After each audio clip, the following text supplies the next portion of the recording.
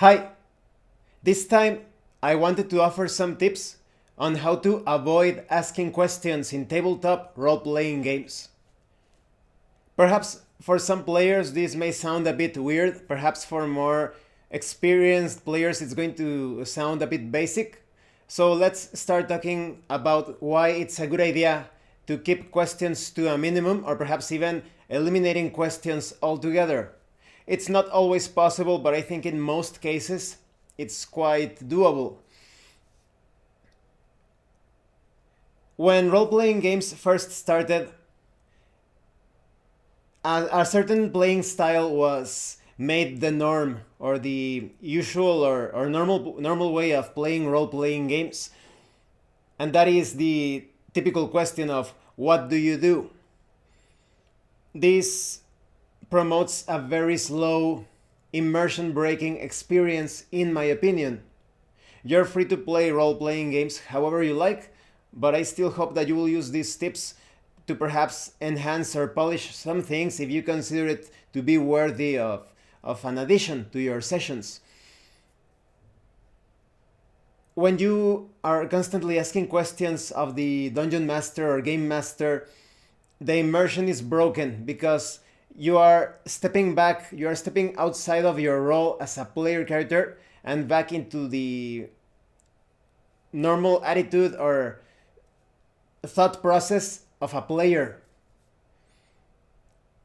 This truly gets you out of the story, and it's unnecessary. Sometimes those questions are just like a sign or a signal that perhaps you are not very confident when it comes to playing that particular system, or maybe it goes deeper than that. Maybe there is some underlying issue of a lack of self-confidence. So it can ruin your experience, your tabletop RPG fictional experience. If the game master does a correct job, questions will not be needed, or rather, actions will be promoted. I will go deeper into this in a few moments. Remember that even though different people throughout history create so many wonderful things, oftentimes those things need to be perfected, polished, perhaps even adapted. So when it comes to, this was the way that the founding fathers or founding uncles or whatever of tabletop role-playing games used to play their first sessions, that doesn't mean it's the best way to do it. So like I said, asking questions truly breaks the immersion. It does so many bad things to that fictional environment that you are trying to visualize with your group of players. And it's a very different experience, for example, when you play a solo role-playing game. When you are playing a solo RPG or a co-op RPG without a game master, you need to have those oracles to ask questions to those oracles because there is no living game master there to be creative and come up with all sorts of things, adjudicate things depending on the actions and reactions of the player characters. So you need to ask those questions in that specific situation. But when it comes to playing with your group, questions are oftentimes not needed. Well, let's talk about how you can avoid this. Let's imagine that you are playing an old school fantasy role-playing game in one of those deadly dungeons where traps and hazards and enemies could pretty much destroy the entire party. You have to be very careful when moving through those rooms and corridors. Perhaps you open this door and there is a statue in the middle of the room. The dungeon master or game master communicates that the statue looks like a creature that combines features from a man and an owl. This description, in my opinion, would be somewhat lackluster, and this promotes the players asking questions.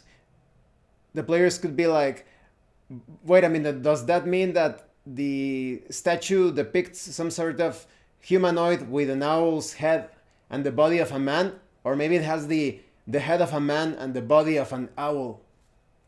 So yes, it's a bit confusing. That's why it's not only the player's responsibility, it's also the responsibility of the dungeon master or game master to give accurate descriptions.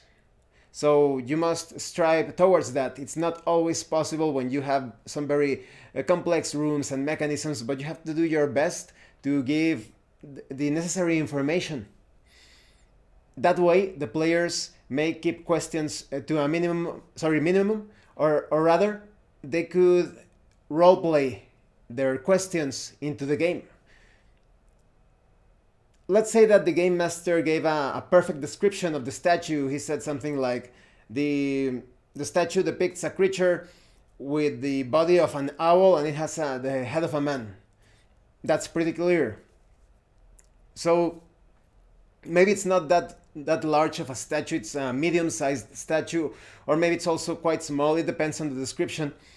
But now one of the players, instead of asking, does that statue have some sort of switch or button, instead of doing that, the player could say, maybe the player is playing as this barbarian called Krogar, and I say, I approach the statue and lift it up to see if there's something under the statue, and perhaps you make your roll to see if you can carry the statue. Maybe it's a heavy statue, and another player, maybe you decide to topple it to the side, or another player decides to look under the statue. Oh, there's a switch under the statue, very strange. Maybe you want to pull it or something, or maybe it's indented into the base, and that's why it didn't activate when the statue was placed on the floor. But now that you tilted the statue, or like I said, someone under the statue is pressing that switch or button, then something activates. It's some sort of magical device or whatever. So every time you have some questions or you're not sure about anything in the game world, it's better for your character to do something.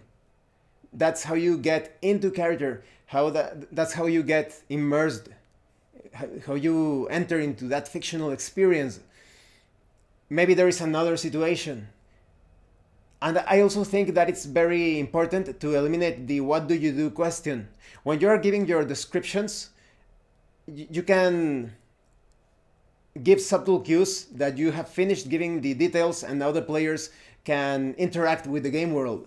So maybe I am running a session and I say something like, you have just arrived at the castle of the Blue Baron. You see what seem to be the remains of impaled soldiers, enemy soldiers, all over the parapet and some around the moat. The drawbridge has been lowered, which is very suspicious since they told you, the non-player characters, well, the villagers told you that the keep or the castle or whatever has been abandoned. And then you stop talking. That's it. You don't need to say, what do you do? You just stop talking, and the players will take that as a cue. One of the players is going to be like, okay, I pull out the 10-foot pole from our mule or our horse or whatever, and I start poking around the moat. I want to see if there's something in the water. I start poking. And that's how you become quite active, perhaps even, let's say, aggressive when it comes to your role-playing style. Or if you're controlling several player characters, like in a Dungeon Crawl Classic situation, maybe you're controlling 4 player characters, then you say something like, Vanir, the rogue, pulls out the 10-foot pole and starts poking around the moat to see if there's something down there in the waters.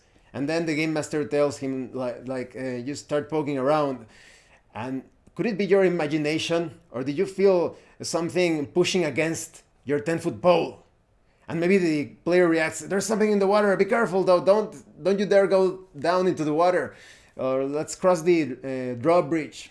So every sort of, like I said, a question, if something is not very clear, you can handle that through roleplay. That's how intelligent actions and gameplay are rewarded. Because sometimes people could think, well, that's impossible to do in an old school adventure, but no, it is not so.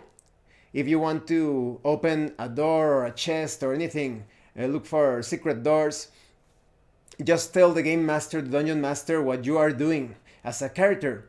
or what your character is doing if you're controlling several player characters. You're going to say like this specific character is going to do this other character is going to do that, and you don't need to ask something like, oh, is there like a switch, is there something like I can do, or in the case like I said of this castle or fort or whatever, maybe you want to look for an alternative way into the castle that is not through the main gate.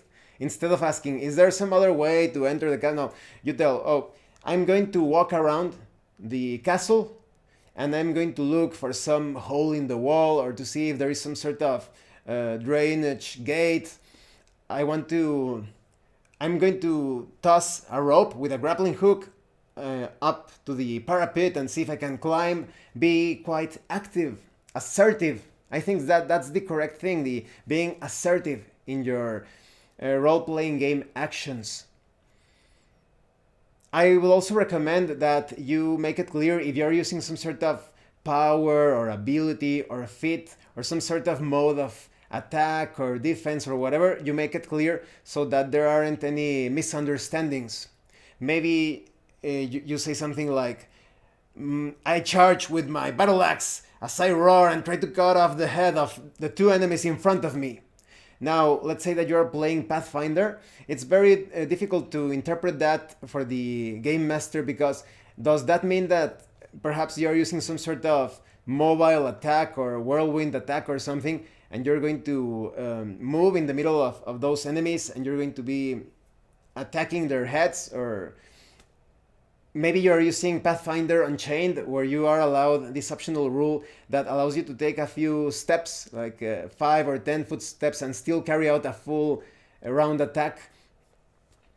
So I would also recommend that you clarify that with your description. You could say something like, I'm going to use whirlwind attack. I charge in the middle of those enemies and start hacking and slashing. You already made it clear. Or you could say it the other way around. You could say, I jump in the middle of those enemies and start hacking and slashing. I'm using whirlwind attack. So that way it's going to be very clear. There won't be misunderstandings, because otherwise you could describe an action and the game master is not going to count some modifiers or anything related to the power or the ability, and there are going to be some misunderstandings. Maybe you make your roll and you tell the game master, oh, I managed to hit, and the game master tells you something like, no, you didn't, because you took this penalty because you took more than 5 feet. When you moved 10 feet, and there could be some arguments. The session is going to slow down, to stall. You're going to be pulled from the experience. So it's always a good idea to make it clear what you are doing this rules wise, in addition to your description. So it's very important. Or when you are using spells, you could say something like, I point my finger at this enemy and I shoot a bolt from my finger, and the game master could think, is that magic missile, or is that a ray of something, or thunderbolt or something like that, lightning bolt. It should be better like, I'm using magic missile. I point at my enemy and I shoot this beam of purple, just like a purple projectile. And that's the way how you handle things without asking so many questions. It's very easy. Now, there are some games that actually encourage you to ask questions, but even in those games, you will find out that as you are playing in this more, what I would say, a smooth sailing style, suddenly you are not asking questions anymore. The game master describes the situation, you get a clear picture of it. If something is not entirely clear, the actions of your character is going to make things even clearer. You're going to be, like I said, you have a locked chest or door or whatever. You could say, my character pulls out his lockpicks and carefully, and these like small lenses, and he's going to look into the lock, and he'll try to open it. Or if you think that the lock is trapped, maybe you bring out some other tool or you use some sort of spell. Just do it. Take action. Don't start to ask so many things about a single thing. This also happens when there are non-player characters in the party. Some players feel a bit, well, I would rather say very insecure, to the point that they are asking questions to the non-player character about almost every situation. Oh, what do you think we should do now? Have you been here before? what sort of spell or tool or weapon would you recommend that we use? And they start to use this non-player character as some sort of oracle. So that's also not encouraged, in my opinion. It's always better to take the initiative. Don't rely on a non-player character or the dungeon master or game master to help you probe or test the waters of the adventure.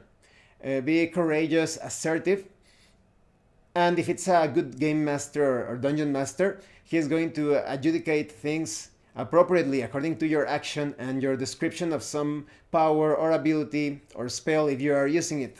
Like I said, just tell what you are going to use and say what you're going to use with your description. Like in a fight, if you say something like, I cautiously sidestep while I try to strike my enemy's forearm. If you don't clarify if you're fighting defensively or if you're making a cold shot or if you're just making a description to see if the game master gives you some sort of bonus, yes, you need to keep that in mind. You could say that it's a cold attack or you're taking defensive maneuvers, or just give your description. If not,